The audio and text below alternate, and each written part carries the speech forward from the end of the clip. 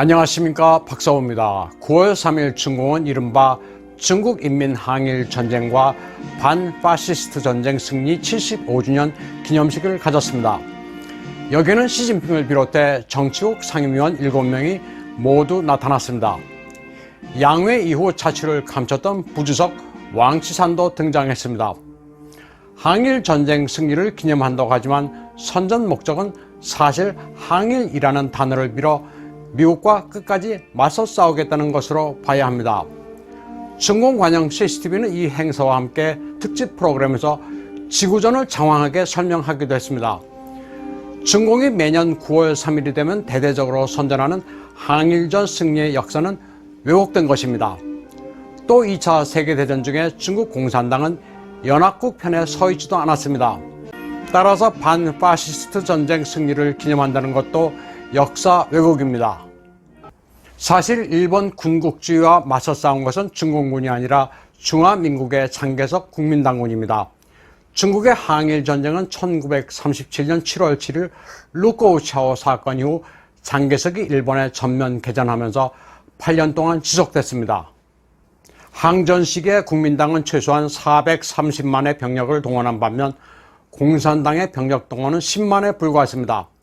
공산군은 국공 합작을 틈타 130만 병력으로 힘을 키웠습니다. 장개석의 국민당군은 10만 이상을 투입한 대전역을 22차례나 치렀고 그보다 작은 전역은 3만 차례에 이릅니다. 공산군이 주도한 전투는 평양관 전역과 백전 전역 2차례 정도입니다. 항일 전쟁 시기 국민당군이 일본군과 싸웠을 때 모택동은 일본군과는 거의 전투를 하지 않았습니다.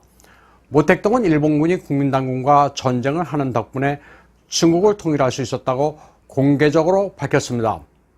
모택동이 이 같은 맥락의 발언을 한 것은 모두 7차례에 달합니다. 모택동은 중국을 방문한 엔도 사부로 전 일본 제국군 중장에게 일본이 전쟁을 일으켜준 덕분에 모래알 같은 중국인이 단결할 수 있었다면서 감사를 표했습니다.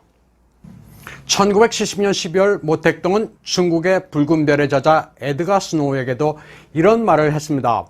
일본인은 너무 좋았다. 그들이 도와주지 않았다면 중국 혁명을 이룰 수가 없었을 것이라고 했습니다. 일본인 작가 난고 사부로와 한 대화도 털어놨습니다. 중국을 침략해서 미안하다는 일본인의 말에 대해 미안할 것 없다. 일본 제국주의와 천황이 중국을 점령해주는 바람에 공산군이 100만 대군으로 늘어났고 1억 인구가 거주하는 지역을 확보하게 됐다는 이야기입니다. 또 1972년 다나카 가쿠에이 일본 수상이 방중했을 때도 모택동은 일본 황군의 침략에 감사한다고 말했습니다. 모택동은 다나카 수상에게 일본의 침략 덕분에 장개석을 패퇴시키고 중국을 장악할 수 있게 됐다면서 배상은 필요 없고 오히려 감사하게 생각한다고 말했습니다. 모택동의 중국 공산당은 승리의 주체가 전혀 아닙니다.